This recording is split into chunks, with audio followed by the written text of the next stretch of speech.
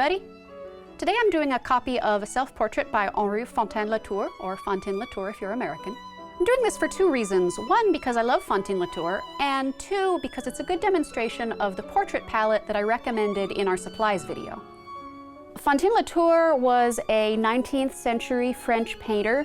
He was friends with all of the Impressionists, hung around with them, painted their portraits, but he wasn't actually an Impressionist himself. His still lifes, which he's most famous for, are kind of indebted to Chardin. His portraits are very indebted to Rembrandt. So he wasn't really changing the world with anything he did, but sometimes you don't have to, you can just be good. I really like his color sense in his portraits. He has a very dull, kind of delicate color sense in skin tones that I like a lot. He was also a very, very good draftsman. He could really draw. This painting has a lot of three-dimensional texture on it, and I think what that tells us is that it may have been painted over an old painting. He may have reused a canvas for this painting. I don't have a canvas with old, thick paint on it, so my version won't have quite as much rough three-dimensional texture on it. So I did the drawing ahead of time. I did it in pencil, and then I went over it with burnt umber. This is not necessarily how Fantin-Latour would have started a painting. I don't actually know what his drawing process was. He might have drawn directly onto the canvas in paint rather than started in pencil. I started in pencil and then went over in burnt umber before I began this video because in order to shoot these videos, I have to stand at an angle away from the canvas, and it's possible to paint that way, but it's very, very difficult to get an accurate drawing when you're not facing the canvas. And we want to have the camera facing the canvas to make a nice video for you guys. So that's why I've done that. So I'm not necessarily being faithful to Fantin-Latour's process, but you gotta do what you gotta do.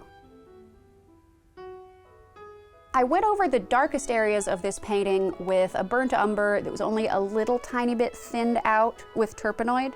Then for the middle tone areas, I scrubbed on that burnt umber really, really thinly and kind of buffed it away with a paper towel.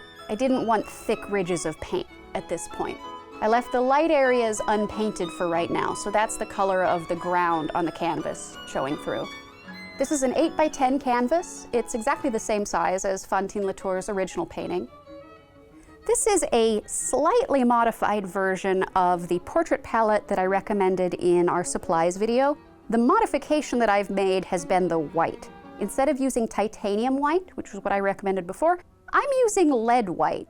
I didn't recommend this in my supplies video for the beginning painter because one, it's very expensive, and two, it is very toxic. Lead white is the only white that any painter used before the 19th century. There just was no other kind of white. It's not gonna kill you just from painting with it. Titian used no other white in his whole career, and he lived to be in his 90s and died of bubonic plague, not lead poisoning. So it can be used safely. You want to minimize the amount of lead white that you get on your skin. A little is not going to kill you, but try and minimize it. Make sure that you wash your hands very thoroughly after you use it before you eat or drink anything. And don't sand a surface that you have applied lead white paint to. You don't want to create a powder that you could breathe in. The rest of my palette is exactly the same as I listed in our supplies video. I have burnt umber, burnt sienna, Venetian red, yellow ochre, and blue black. The last thing I'm going to do before I start applying the flesh tones to this painting is I'm doing a very thin burnt umber wash all over the entire thing. That's going to do two things for me. It's going to create a medium value, and it's going to give my colors something to blend into a little bit. They're going to go on a lot smoother than they would if they were going onto dry canvas.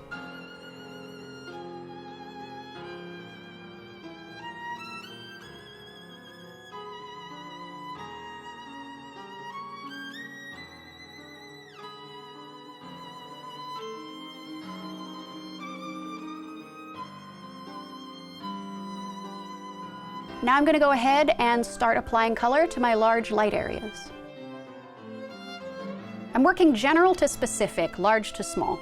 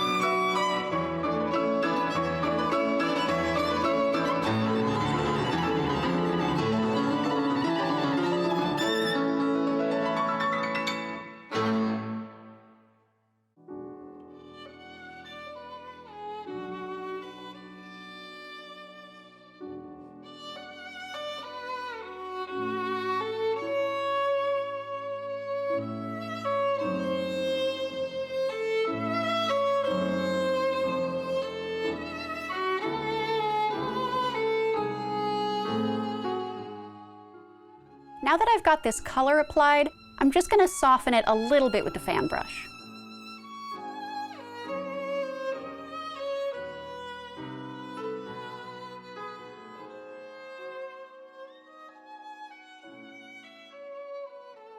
So what's my strategy here? It's actually really simple. Now that I've established the basics, I'm going to stand back, take a look at the whole, and then I'm going to work on whatever looks the most wrong.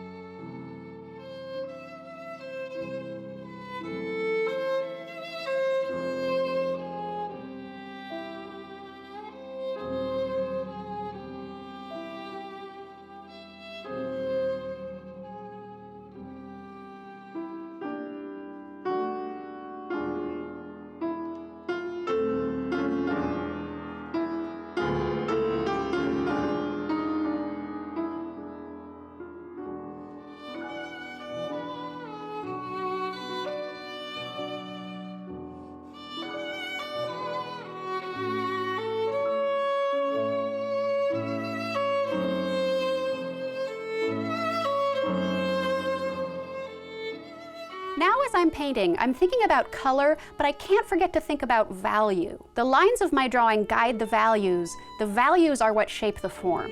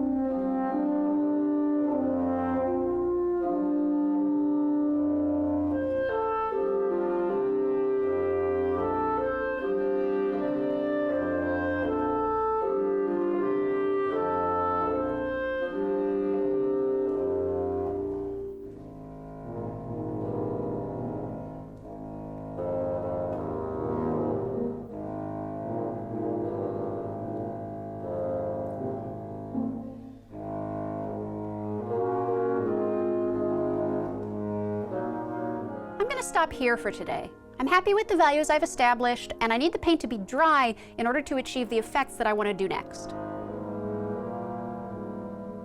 All right, so I'm back for day 2. The first thing I'm going to do on this painting is something called oiling out. I'm going to apply a very, very thin layer of linseed oil to this entire painting. Here's why I'm going to do this.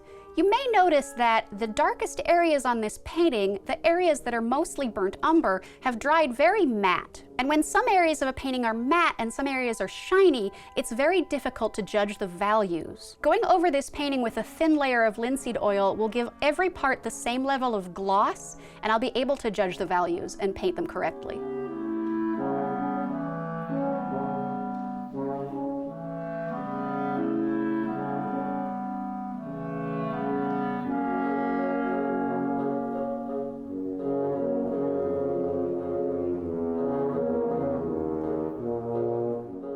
In this middle value area along the jaw, I'm going to do something called scumbling. Scumbling is applying a very, very thin layer of paint to an area. You can see how little paint I have on my brush. I've wiped almost all of it off. It's going to give sort of a veil of color. This is different from glazing, which is applying a transparent layer of darker paint to a lighter area, which deepens the value.